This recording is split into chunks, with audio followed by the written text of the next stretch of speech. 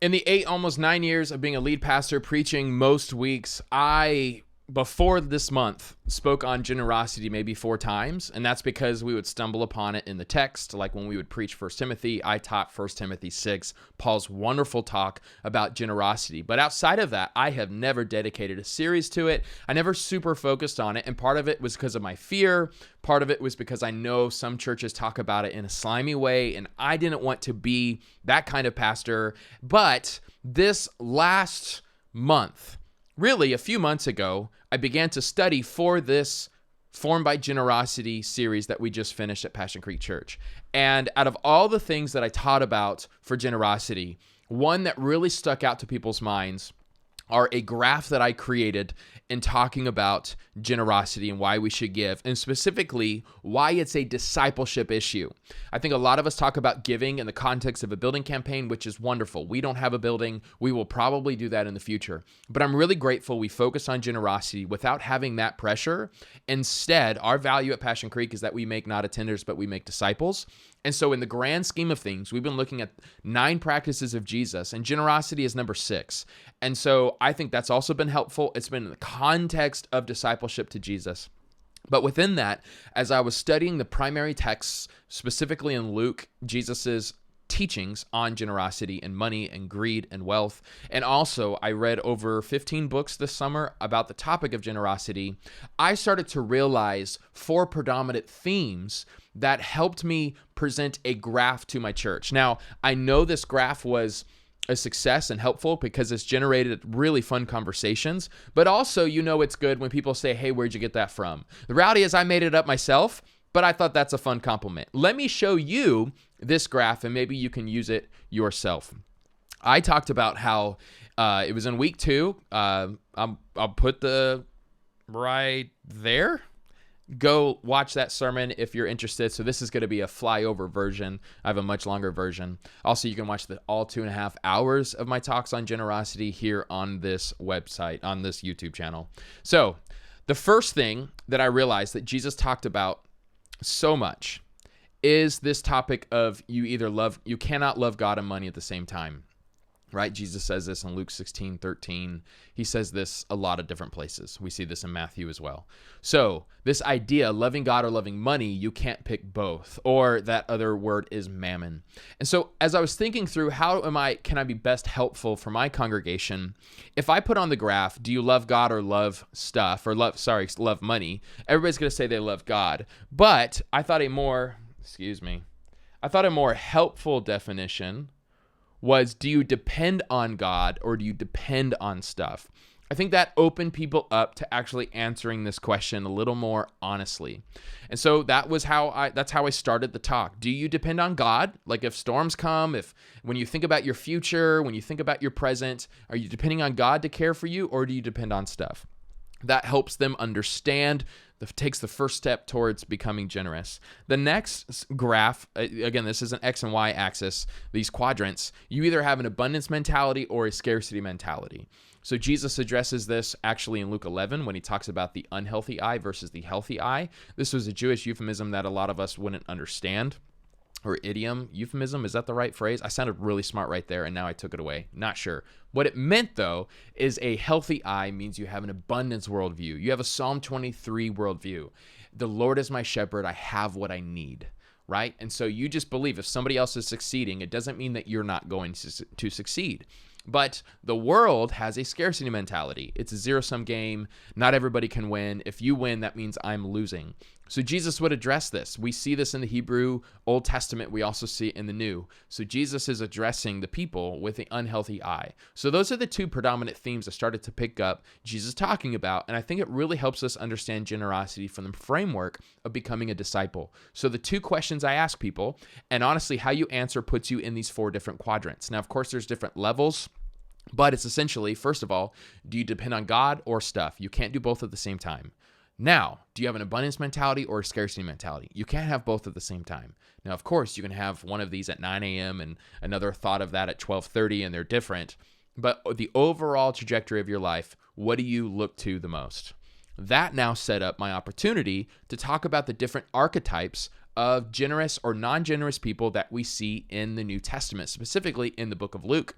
Now, this is where I took some liberties, some freedoms here. Of course, when you go to the biblical text, it doesn't label this person with the labels I'm using. So please be generous here. If you have a better phrase, totally do that. Maybe comment below. I'm expecting heat on this one. I don't care. I've been doing YouTube long enough. Now, the first one, if you have a scarcity mentality and you depend on stuff, that's what I call the way of the world. And this is depending on the scarcity of stuff. And so if you read in Luke 12, the rich fool, verses 1 through 13, is this man, super foolish person, because he tried to just hoard all of his wealth. He thought, he hit jackpot, and instead of having an abundance mentality, he had a scarcity mentality. He'll never hit a huge harvest like this again. And so and he has huge levels of waste. He tears down his barns to build bigger ones.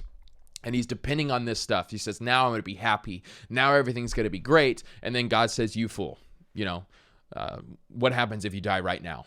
You have to give an account for your life, and none of this stuff matters. You can't take that treasure with you.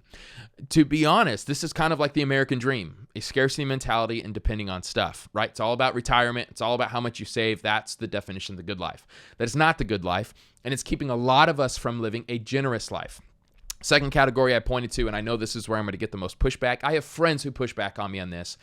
Grace to you and peace. So I would call this the prosperity gospel. Okay. So the prosperity gospel has an abundance mentality. I'm always stirred up by people who kind of, come from those streams, or at least used to be a part of those streams, because they just believe I can succeed in life. Like, just because they got a building and land, our church can have a building and land, and they have a wonderful just view that there will be more. So that's great. Bravo on that. But I point to the rich young ruler in Luke 18 because ultimately he thinks he's depending on God, but he's depending on the abundance of stuff. So he's rich. He has a lot going for him. But ultimately, Jesus says what? Hey, follow me. Give all you have to the poor. So you say you depend on God, but can your God tell you to give up all your stuff? And ultimately, at the bottom of it, you're in a prosperity gospel, the worst version of it, if you think, hey, I'll follow God as long as he gives me more stuff. What are you actually depending on God or on stuff? So I put that in the prosperity gospel category. Now, what does Jesus essentially say to the rich young ruler? Not you fool, but you missed it. Oh, how hard it is for those who are rich to enter into the kingdom of heaven. And he gives the illustration about the camel going into the eye of a needle is as hard as the rich man inheriting the kingdom of God. Okay, so way of the world, you fool. Prosperity gospel, you're missing it. Okay. Then what if you depend on God but have a scarcity mentality? I would call that the poverty gospel. Now, I grew up in a camp where I just knew that prosperity gospel was bad. So I tended towards the poverty gospel. And as I was reading the Gospels of Luke, saturating myself, Gospel of Luke, I realized this person depends on God, but with the scarcity mentality, is obedient, doesn't leave the house, but doesn't ask for a feast. And that would be the older brother in Luke 15. So a lot of people talk about the prodigal son, the younger brother. It's really about the prodigal sons. The older brother also is missing out on all that God the Father has to offer him. And so if you read that text, which we did on that Sunday, he follows his father, is obedient to his father, does everything right, but yet never even can imagine asking for a feast, asking for a party, asking for a goat. So a lot of us are stuck in this world. We're not generous because we don't think God is generous to us. We can't imagine asking for something that would just be an enjoyable thing. But the scriptures say Father is a really gracious God who loves to give good gifts to his children. Now, of course, some of us don't have the capacity to enjoy a good gift. And so he doesn't give us a lot because we will spoil it. We won't use it. We either will take it for ourselves. It'll ruin our character. There's all sorts of caveats there. But what if we just ask God? James says you have not because you ask not. And so many are in this category when they think about wealth and generosity and giving and receiving. The last category is the way of Jesus. So there is a way to depend on God with an abundance mentality, and the widow is a perfect example of that in Luke 21. In those first 4 verses, you see this widow who gives up all that she has, which was those 2 tiny copper coins were essentially between $2 and $50, and she gave out of her poverty, which means it's not like all of her bills were paid. It's not like she had a fridge full of food, but she trusted in God. She depended on God with an abundance mentality. God has given me so much. I'm giving everything to him, and he'll provide for me.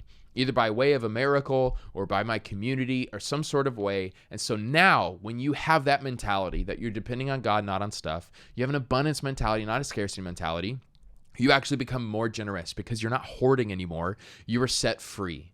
Now, looking at all of these, and I ended by saying, well, how did Jesus respond to each of them? So again, the way of the world, you fool. The prosperity gospel, you missed it. The poverty gospel, you have not because you ask not. And the way of Jesus, oh, you of great faith. And so which category are you in? In our groups that week, it was really fun because people began to talk about, they viewed it as an actual graph. And so they would put themselves on different dots, so like, depending on God was high, but a scarcity mentality was way over. So kind of use this as a graph, as a matrix, as a way of seeing where are you at in that line. And then just realizing in your discipleship, what are the hard questions I need to ask? Our takeaway for our people was to meditate on Psalm 23. My argument was so many of us know in our heads that we should depend on God with an abundance mentality, but it hasn't been, developed into our hearts. And so this Hebrew phrase Hagah means to meditate on the scriptures. And I believe meditation is how we get some of this information from the head to the heart. And so our kind of final call to our church was to Hagah on Psalm 23.